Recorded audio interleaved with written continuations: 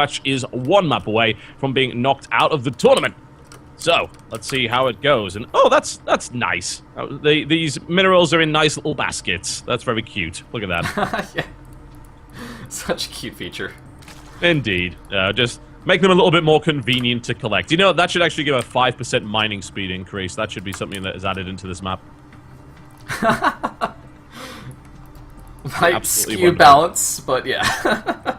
Yeah, but everyone gets it. It'll be fine. You know, I actually... Sounds very Kespa-esque. It does, doesn't it? Yeah, it's like, let's mess with the balance by using the maps. You know, that's a very Kespa thing to do.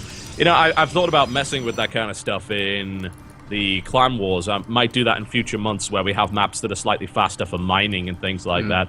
We consider doing an all-gold map or something along those lines, but... Oh, yeah, I love that stuff.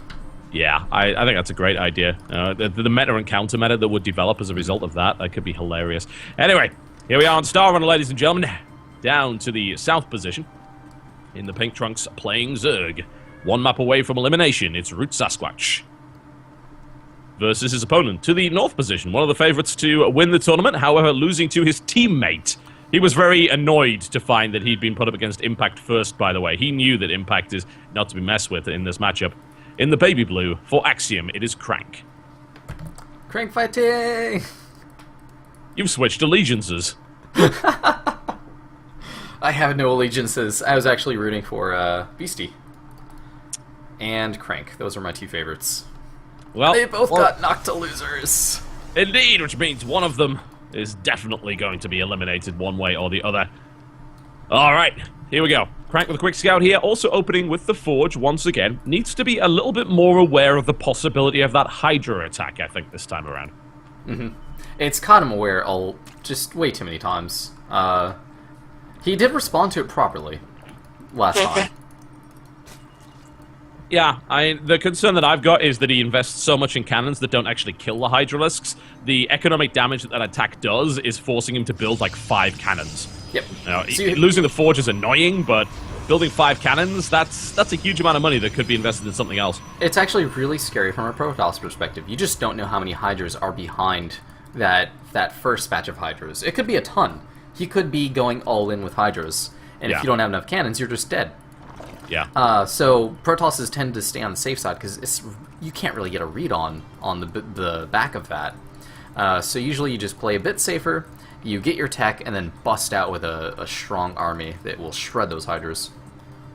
Indeed. But you're right, you know, it can turn into a bust at pretty much any time. If Sasquatch hadn't just started droning behind that could have been 10 more Hydras on his doorstep, and what are you going to defend that with? Well, unless you've got Dragoon range, which he didn't, then you're going to be dealing with a nasty high DPS force that is cracking down your front. And you'll see a lot of Protosses in Brood War scout with Corsairs, just so you can get some kind of read, because generally Zerg will have map control at that point of time, unless you do some really, really cheeky, like, fast speed Zealot sort of play. Yeah. Alright, well, we're seeing Speedling for Sasquatch right now. Currently droning. There's no sign of a Hydra Den as of yet. Let's see if he decides to go for that. He does have the requisite resources to build it. He is keeping on gas, so might expect to see a lair come out of Sasquatch as well. Yeah. If the Hydra Den would have probably started by now if he had any interest in doing the same strategy. So, that's fine for CranK. Yeah. Third base it will be. That's fine for CranK as long as he doesn't overdo it with the defenses here. Now the question is, what's his tech option? It's going to be a Stargate. And there is actually going to be a Hydra Den from Sasquatch, but he's going to take the third first. Yeah, so at this point, it's definitely not an all-in. He's invested too much in that macro, that eco by Sasquatch, that it's just not going to be an all-in sort of thing. So CranK will be relatively safe having tech and, you know, just building up, sitting behind his wall until he gets his forces ready to move. Yeah, it should be okay. And we would expect that Corsair to come out of CranK. Just keep an eye on things. Work on a few Overlords here and there. There is the Groot Spine upgrade for Sasquatch. So he'll be getting some Hydras out. The question is how many? Now, is he going to just poke at the front again? Slightly delayed this time? Or is he going to build them for defensive purposes? Or go all in on 3 bases? It's questionable. At this point in time, he's actually getting the range first. If you're using them for defensive purposes against Zealots, you usually get the speed first on the Hydra, so that they can just out-micro the Zealots, any sort of early Zealot pressure going on. So he's probably going to invest more in Hydras, as opposed to less, because you need the critical mass with the range. You just need a fight. You need to just straight up beat a fight, beat your opponent in a fight, instead of relying on micro and just kiting them. Alright, well, Corsairs are out on the map. Second one coming in as well, so he's going to start to find Overlords, work on Overlords, do a little bit of scouting here and there when he can. But there are still drones coming out, so there's not a huge commitment to a Hydra attack from Sasquatch as of yet. Just 2 Hydras, and then a couple more being added on here. They may decide to poke the front, they may not. Again, the triple cannon wall off here from CranK, so he's definitely paranoid about that possibility. And we are going to see speed, and the +1 coming up as well, but this time there are Corsairs on the map. Yep, and we should have a readout of Sasquatch. Yeah, he gets the Overseer on the base, no problem. He's building a lot of Corsairs. Well, you need about 5 to actually just kill Mutafleets. If you were to build a just quick switch into like 12 mutas, 13 mutas, you do need the muta count already. I mean, the Corsair count. Otherwise, you risk just dying. You just risk losing your Corsairs, and then you've got no answer to mutas. Spira's coming up here, so Sasquatch is looking to do that, but we've also got muscular augments coming in for the Hydras. And then 3 gates were immediately put down once that Overseer was killed here by CranK. Corsair Zealot, does he have the... Yeah, he does have the... Charge is about to be finished, so he's going to be going Corsair Charge. Interesting. Let's see if that does the job. Well, there's not enough Hydras on the ground to deal with this. No, that's all. Wow, he's got up to 6 Corsairs. Yeah, they'll start just zapping Overlords instantly. Yeah. Which lets them do things like mix in a few DTs, and that can be really potent. Yeah, of course. You know, denies Overlords, that means it denies Overseers as well, so that works pretty well. We're seeing the Carapace upgrade being put in. We're also seeing Spore Crawler come out right now. Oh, Sasquatch. You gotta... What a lot of Zergs will do in Brood War is they'll just put down a Spore Crawler, and just put the Overlords there, under the Spore Crawler. And then they're relatively safe, because you're going to lose Corsairs if you attack that. So, interesting. The Spire, actually, you can get this a lot of time just to get a few Scourge to every now and then try to snipe some Corsairs, or snipe Observers. Or 12 Scourge! That's a few. How effective are Scourge against Corsairs? Because one has to imagine Corsairs are extremely fast. 2-shot them. Wow. You don't go in with just like A-moving them, especially with this critical mass of Corsairs. You're not going to get anything done by A-moving them. You can use like 1 or 2 mutas to kind of draw their fire, and then go in with the Scourge from another side. And that can actually take down they're exactly the Corsairs. same speed, right? Yeah. Alright, well this is going to be interesting. More, wow, huge amounts of Scourge being added. 22 Scourge? Do you think that's an overcommitment?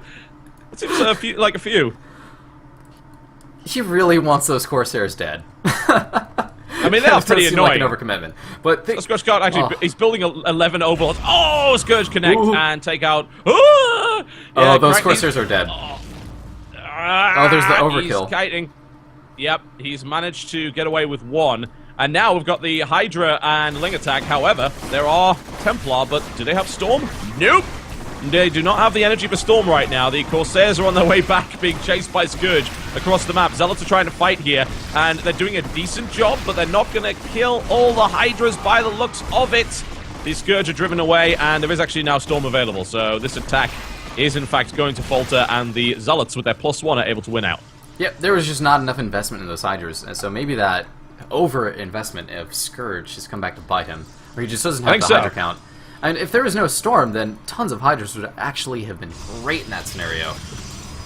Yeah, they could have knocked on the door and done a huge amount. It did hit before there was enough Storm energy. A nice little surround there by Sasquatch. Could take the Zealots out here. There's more Zealots coming in, though.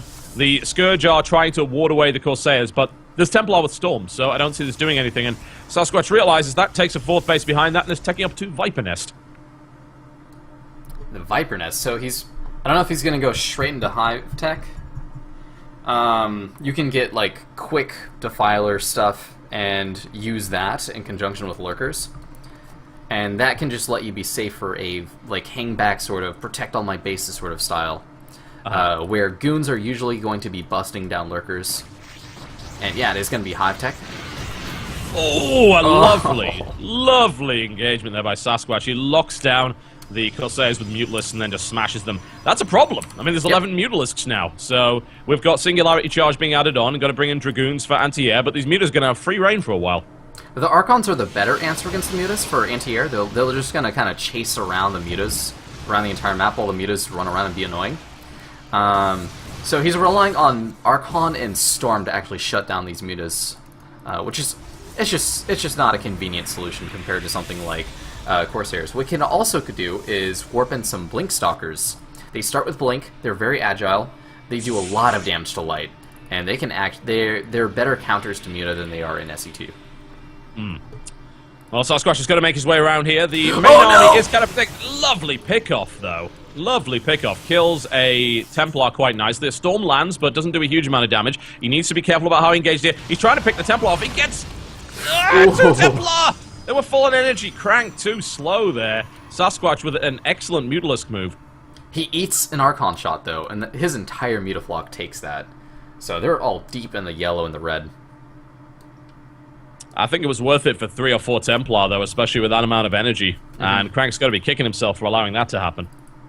But another 4 Templar are resupplying, so he's still not going to be particularly weak to big Hydra counts. Is he going to be weak to Ultralisks, however, with Defilers? Because they're both on the way. Hive Tech has been acquired here by Sasquatch, and that's going to be pretty ugly, I think. Another Templar is going to die for free, and... man, I would not want to be a Templar employed by CranK and Starbow. I'm sorry, you know, it's a high-risk job. And the Muta harassment is going on at the 12. Basically cleans up an entire mineral line, just one cannon. Blinking away at those Mutas. Oh, wow, there's 8 Ultras being built. I'm a bit worried, though, for Sasquatch, because CranK is going to attack with a large army here. This third is almost certainly going to die. The question is, will these Ultras come out in time, and will they be able to stop this army from CranK? Yeah, Sasquatch just doesn't want to fight yet. He's getting his adrenal glands up. He's getting his +2 melee, and his Ultras haven't finished. This is not ideal. Storm from the side! Huge amounts of Storm! Massive amounts of Storm! That's one dead Sasquatch army. And I've got to wonder at this point whether these Ultras are going to be enough. There are 10 on the way, and there's only 4 Archons. Yeah, I think he oh no, loses all of his Overlords. There goes his entire supply count. Not again. Oh, well, he's got a lot spare, apparently, so he's okay. But the Ultras are on the way. I mean, there's lots of them. Are there going to be enough Ultralists to stop this army, do you think? I don't think so. That's just... too scary. Oh, no, Storm goes down on the Muta, so those Mutas are rendered useless at the start of the fight. There's nothing to support the Ultras. No, not in any way. You know, if he was looking to try and get Defilers, well, tough. He wasn't able to get them out.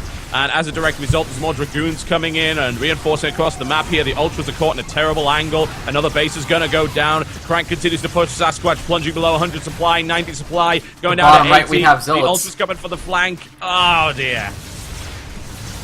GG.